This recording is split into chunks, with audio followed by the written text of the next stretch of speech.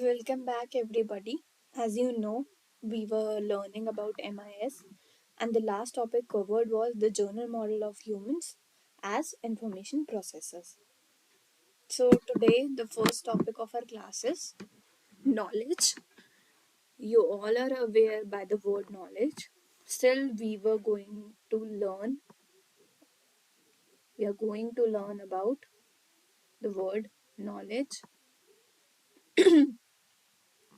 and what information it holds in the subject, that is MIS, right?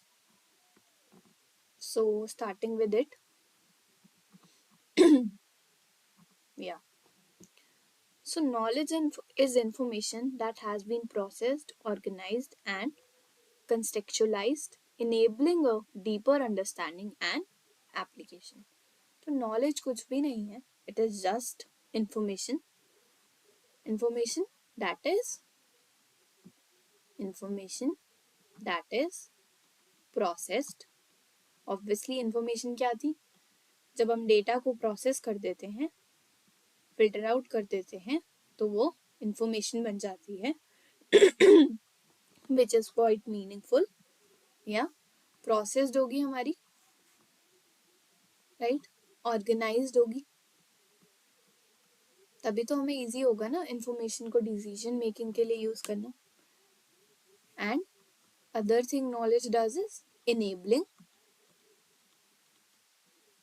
a deeper understanding of any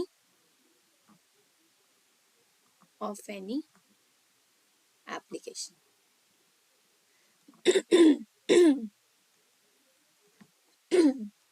Sorry, today I'm not well, but still we will carry on. I hope knowledge word is clear and what the importance it holds in MIS, we will learn about it further on. Okay. So next we will talk about types of knowledge. अब हमने obviously knowledge को भी classify कर दिया, तो देखते हैं what are the types of knowledge. तो बेसिकली दो टाइप्स हैं. Number 1 is explicit knowledge. Explicit knowledge.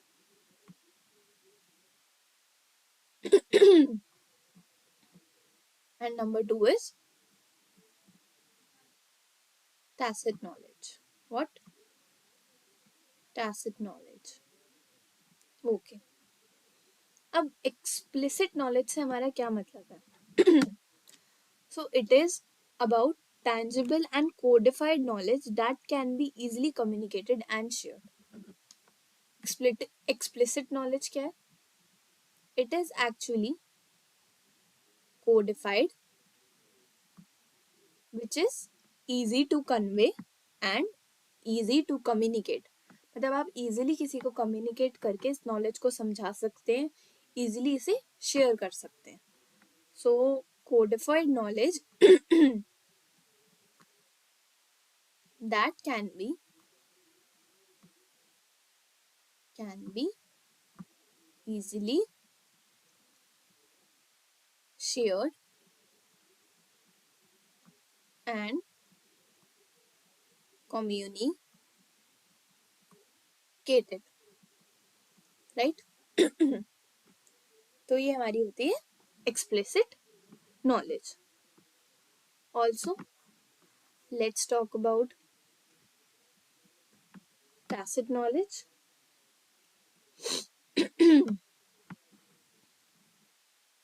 Tacit or tacit, whatever you want to pronounce it.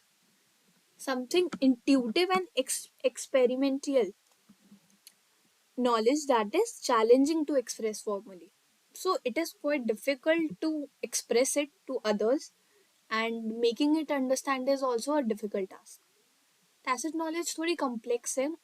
हर किसी को आप understand नहीं करवा सकते हैं. Not everybody will understood it. But yeah, definitely it is quite difficult to communicate too. So what it is? Experi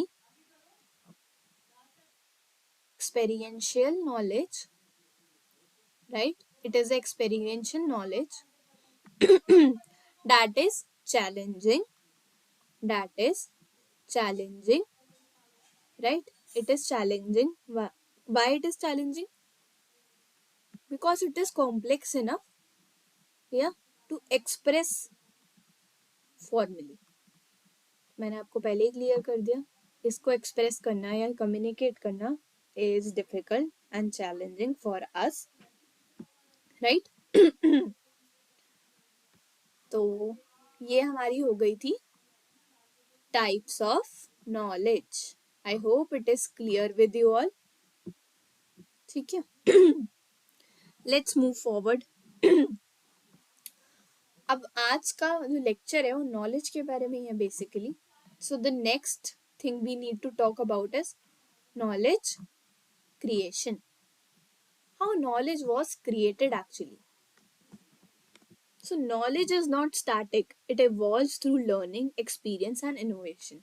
Obviously knowledge static नहीं है. अगर आपको अपनी knowledge increase करनी है, you need to keep learning. Learning mode में रहना है हमेशा, तभी तो आपकी knowledge बढ़ेगी एक particular topic को लेके, various things that you want to learn. So knowledge is not static. Knowledge is dynamic. Knowledge is dynamic and not static, right? ठीक है. it evolves through learning, experience, right? Experience होगा आपको किसी चीज का तो ऑब्वियसली आपकी नॉलेज बढ़ेगी, एंड ऑब्वियसली इनोवेशन. हमेशा इनोवेट करते रहना है. You should be innovative enough, and people who know that skill of getting or making something innovative, obviously they stand out. ठीक है, तो नॉलेज इंक्रीज करने का या नॉलेज क्रिएशन यही था कि नॉलेज बिल्कुल स्टैटिक नहीं है, कांस्टेंट नहीं है. It is quite dynamic. It evolves through learning, experience and innovation. I hope आपको ये पॉइंट क्लियर है. आई होप हम जल्दी जल्दी नहीं भाग रहे हैं, आपको क्लैरिटी हो रही है चीजों की. ठीक है. The process of creating knowledge involves synthesizing information and applying it to a meaningful context. ठीक है, तो क्रिएटिंग नॉलेज का जो प्रोसेस होता है, मतलब the process of creating knowledge is something evolving and synthesising the information and applying it to a meaningful context. मतलब एक पर्टिकुलर जगह, एक पर्टिकुलर कॉन्टेक्स्ट पे आपको इंफॉर्मेशन को या नॉलेज को यूज करना है. पर्टिकुलर और मीनिंगफुल कॉन्टेक्स्ट. ठीक है, तो आपको एक पर्टिकुलर जगह पे नॉलेज को यूज करना है, राइट? तो process of creating knowledge involves synthesising information and applying it to a meaningful context. ठीक है, applying it to a particular और मीनिंगफुल कॉन्टेक्स्ट, राइट? अगर हम आगे बढ़ते हैं तो राइट, अगर आपको ये पॉइंट क्लियर है कि हमने नॉलेज क्रिएशन का क्या मेथड रहता है, प्रोसेस क्या रहता है, एंड हम क्या कर रहे हैं बेसिकली, तो it would be good enough ताकि आप आगे के नॉलेज के पॉइंट्स के बारे में और समझ पाएं. ऑब्वियसली नॉलेज का टॉपिक यहाँ एंड नहीं होने वाला है. तो next we want to talk about is हमने क्रिएट कर ली नॉलेज, नॉलेज के बारे में पढ़ लिया, बट नॉलेज को मैनेज करना भी तो इम्पोर्टेंट है. आई होप नॉलेज मैनेज करे बिना तो नहीं चलेगा ना. तो knowledge management. So the next topic is knowledge management. तो knowledge management evolved systematically organising, capturing and sharing knowledge. तो नॉलेज मैनेजमेंट कैसे होती है? It evolves systematically systematically it evolves systematically, right? And organizing, capturing and sharing knowledge। तो कैसे होगा ये? हम क्या कर रहे हैं? शेयर कर रहे हैं नॉलेज को, शेयरिंग नॉलेज, राइट? नॉलेज को हम शेयर कर रहे हैं और क्या कर रहे हैं? हम उसको कैप्चर कर रहे हैं, capturing it and organising and organising it, right? तो हम ये सब चीजें नॉलेज मैनेजमेंट में करते हैं। एक सिस्टमैटिक तरीके से हम नॉलेज को मैनेज करेंगे, नॉलेज को शेयर करेंगे, कैप्चर करेंगे। ऑब्वियसली कैप्चरिंग इज, आप नॉलेज कैप्चर कैसे करते हैं? कुछ पढ़ रहे हैं तो उसको दिमाग में याद करना, उसको स्टोर करना इज समथिंग कैप्चरिंग, और उसको एक पर्टिकुलर एक सिस्टमैटिक वे में ऑर्गेनाइज करना ताकि आपको याद रहे। सपोज आपका एग्जाम है, आपने नॉलेज गेन करी, ऑब्वियसली सपोज इसी का एग्जाम है आपका MIS का, तो आपने एक सिस्टमैटिक वे से अपनी नॉलेज स्टोर करी इस टॉपिक के बारे में, and now you will use it in the exam. तो it is very important to manage your knowledge systematically. तो this is the process that is involve in knowledge management, ठीक है? Next क्या है? It enhances the collaboration, problem solving and decision making. Knowledge management के क्या क्या advantages हैं, या what are the merits, advantages and merits of knowledge management? देखते हैं क्या क्या है हमारा। अभी हमने बात करी कोलैबोरेशन नॉलेज मैनेजमेंट क्या एनहांस करेगा? कोलैबोरेशन को एनहांस करेगा, राइट? प्रॉब्लम सॉल्विंग को, अगर आप अपने एनालिटिकल माइंड यूज कर किसी डिसीजन को अच्छे से एनालाइज कर उसका सॉल्यूशन निकालेंगे, तो ये आपकी प्रॉब्लम सॉल्विंग को भी तो एनहांस कर रही है। नॉलेज आपके पास आई, आपने उसे अच्छे से यूज करा, अपना दिमाग यूज करा, उसमें सिस्टमैटिक तरीके से उसको अरेंज किया, सोचा, और फिर क्या करा? आपने प्रॉब्लम सॉल्व करी, एंड ऑब्वियसली, ठीक है, एंड नॉलेज से हमारी डिसीजन मेकिंग भी तो इम्प्रूव हुई। अगर आपके पास किसी चीज की नॉलेज है तभी तो आप एक गुड डिसीजन ले पाएंगे। तो these are the advantages and merits of knowledge management, right? अब हमारा नेक्स्ट टॉपिक क्या है? Role of information in knowledge, ठीक है? अब इंफॉर्मेशन का क्या रोल हो जाता है नॉलेज के अंदर? थोड़ा सा सोचो, नॉलेज और इंफॉर्मेशन बहुत ज्यादा कोरिलेटेड है। अगर आप सोचेंगे कि अगर आपके पास सपोज आपने 8th में बायोलॉजी पढ़ी होगी, राइट? बायोलॉजी में हमने ह्यूमन सिस्टम के बारे में पढ़ा था कि how humans evolve, reproduce, digest and different processes that are involved in humans, right? तो अब क्या है कि अगर आपके पास एक पर्टिकुलर इंफॉर्मेशन है, उसके बारे में आपने इंफॉर्मेशन को अपने माइंड में स्टोर करा है, आपने उस इंफॉर्मेशन को यूज करा है अच्छे से, तो ऑब्वियसली आपको नॉलेज गेन होगी ना, उस चीज से आपकी नॉलेज बढ़ेगी ना। तो इस तरह इंफॉर्मेशन और नॉलेज को रिलेटेड है। बट अगर आपके पास इंफॉर्मेशन है बायोलॉजी की, you know the information, then you have the knowledge, so it is quite clear, ठीक है? तो हम थोड़ा डेफिनेशंस की तरह बढ़ते हैं। रोल ऑफ इंफॉर्मेशन या इंफॉर्मेशन इन नॉलेज, राइट? ठीक है, अब हम पढ़ेंगे role of information in knowledge, right? चलो देखते हैं।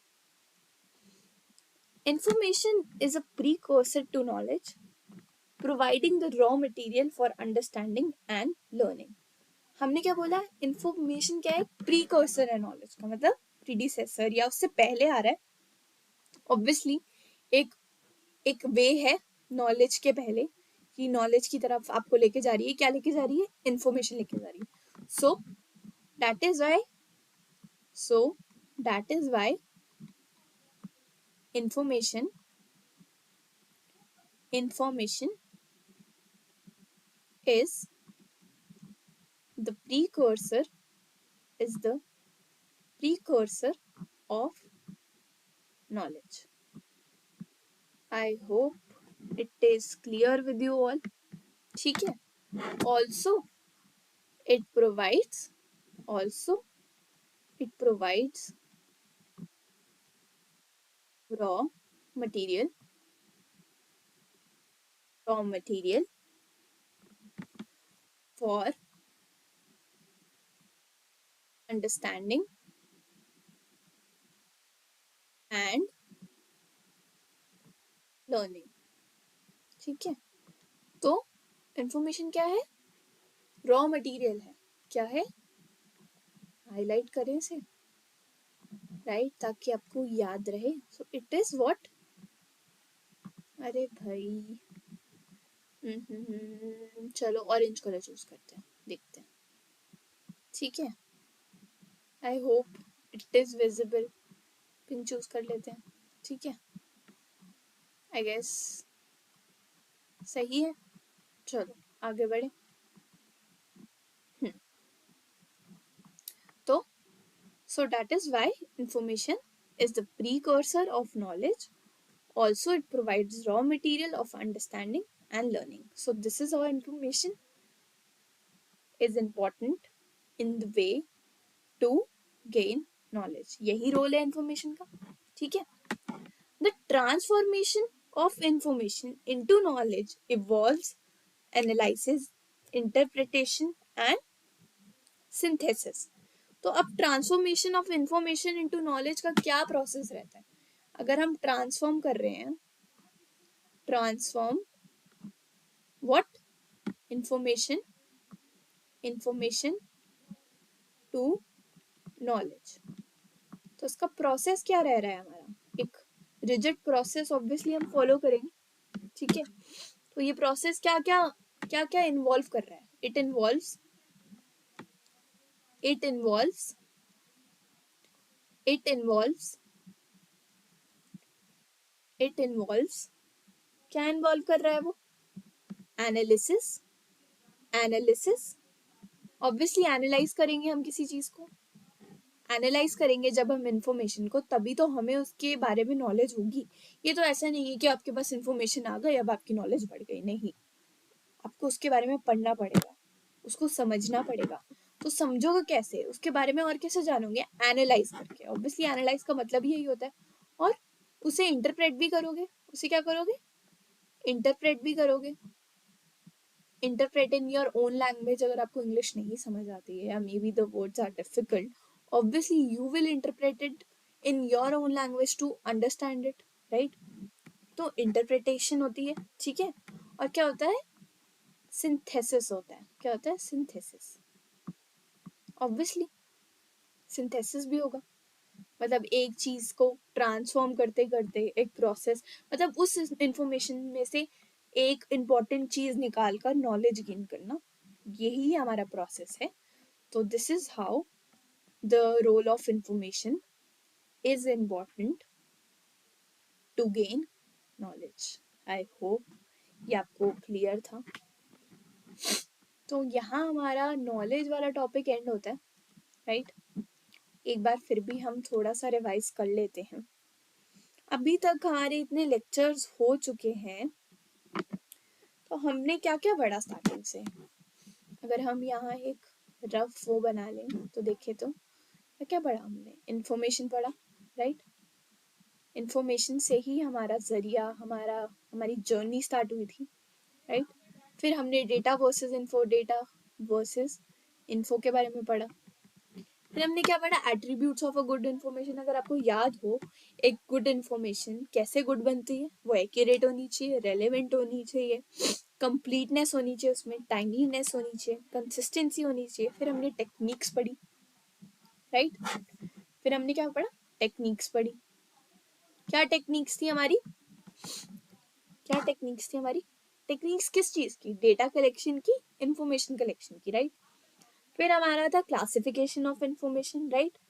उसके बाद हम गए थे information as a quality product. अब इंफॉर्मेशन क्वालिटी प्रोडक्ट कैसे होती है? जब वो सारे स्टैंडर्ड्स मीट कर लेती है। कौन से standards? Attributes of good information. Please ये चीज जरूर ध्यान से पढ़े। एंड ऑब्वियसली लास्ट टॉपिक हमारा क्या था? Quality information in decision making, right. ये टॉपिक था। उसके बाद very important topic that was left was general model of humans as information processes. तो ये लेफ्ट नहीं है, आई मीन ये हो चुका है। एंड आप जरूर जर्नल मॉडल को एक बार देखें, it is very important and काफी बेसिक है, राइट। पहले भी इस बारे में पढ़ा है, you all are aware of it, still you need to learn about it. ठीक है, अगर हम आगे चलते हैं हम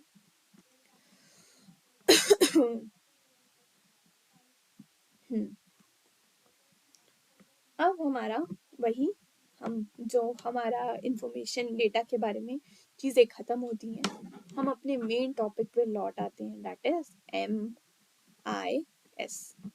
अब यहाँ से हमारी MIS की जर्नी स्टार्ट होती है।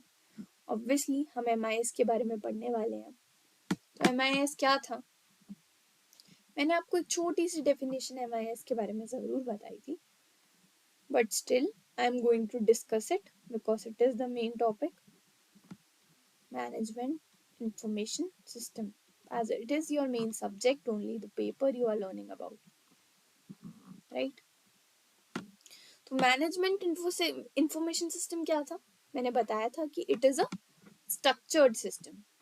एक स्ट्रक्चर है इसका पर्टिकुलर, ठीक है। It follows a rigid structure, और ये स्ट्रक्चर किसके अंदर है? एक ऑर्गेनाइजेशन के अंदर, इसके एक ऑर्गेनाइजेशन के अंदर। सो it is a particular structure in an organization that collects that collects, stores information and processes, ठीक है। ये सब करता है वो, डिस्क्रिमिनेट करता है इंफॉर्मेशन को, ठीक है। और ये एंड में इस सबसे इंफॉर्मेशन को ग्रैब करके, प्रोसेसेस को ग्रैब करके, एनालाइज करके किस चीज में हेल्प करता है? एंड गोल क्या है? एंड गोल, एंड गोल क्या है इसका? याद करो, वेरी इंपॉर्टेंट, इतनी बार पढ़ लिया हमने, that is decision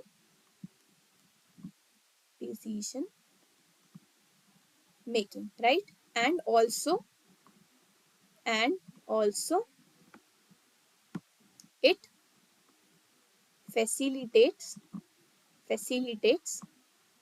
what? Facilitates what?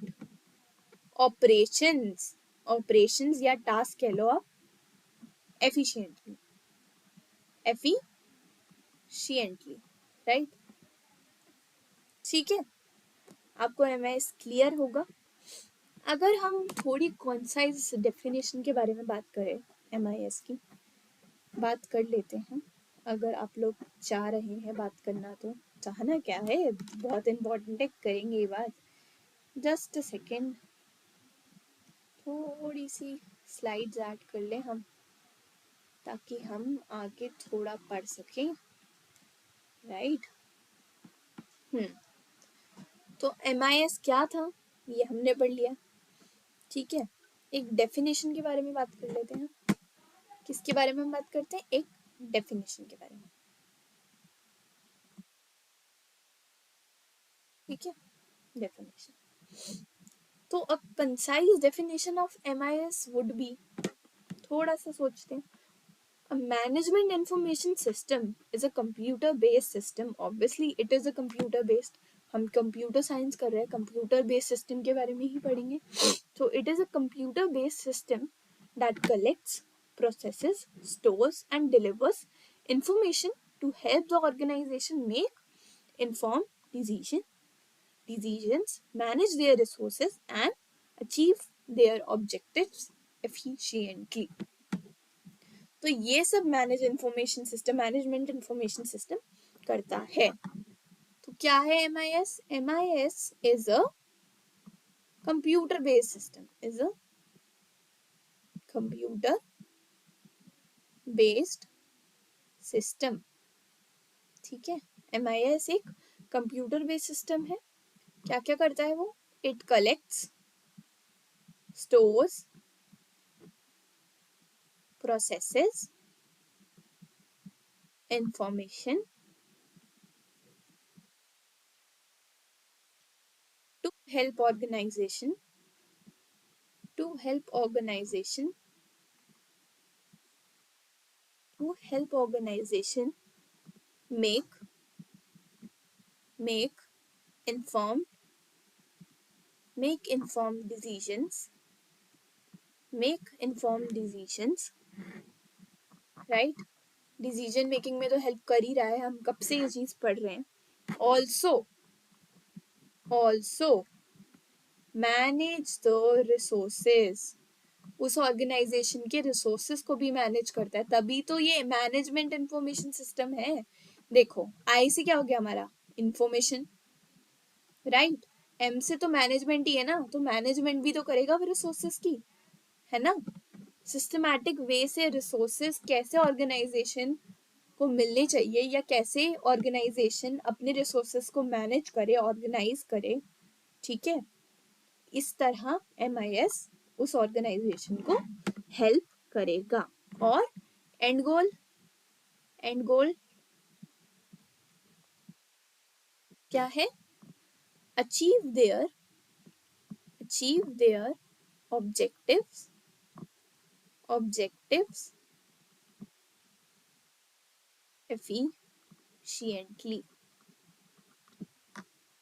तो आई होप आपको मैनेजमेंट इंफॉर्मेशन सिस्टम क्लियर होगा, हम क्या बात कर रहे हैं इसमें आपको समझ आ गया होगा। एक अच्छी डेफिनेशन के बारे में, एक कंसाइज डेफिनेशन भी मैंने आपको दे दी है, एक्सप्लेनेशन दे दी है। तो आई होप आपको ये सब क्लियर होना चाहिए, राइट? अगर फिर भी डाउट आए तो एक और बार लेक्चर देख लीजिए, आपको क्लैरिटी जरूर आ जाएगी, ठीक है?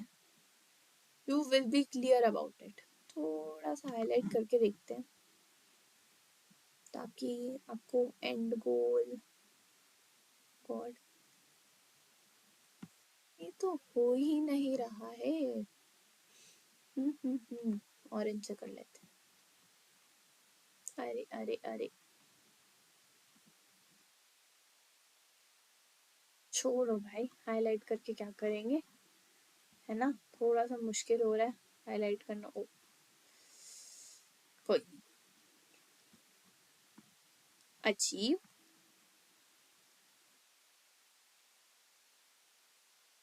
Achieve their objectives efficiently. I hope आपको ये सब क्लियर है। तो हम नेक्स्ट लेक्चर में मिलते हैं। Thank you very much, thank you very much for attending it, ठीक है? आई होप आप पहले के टॉपिक जरूर रिवाइज करें जो जो हमने आज पढ़े हैं, है ना?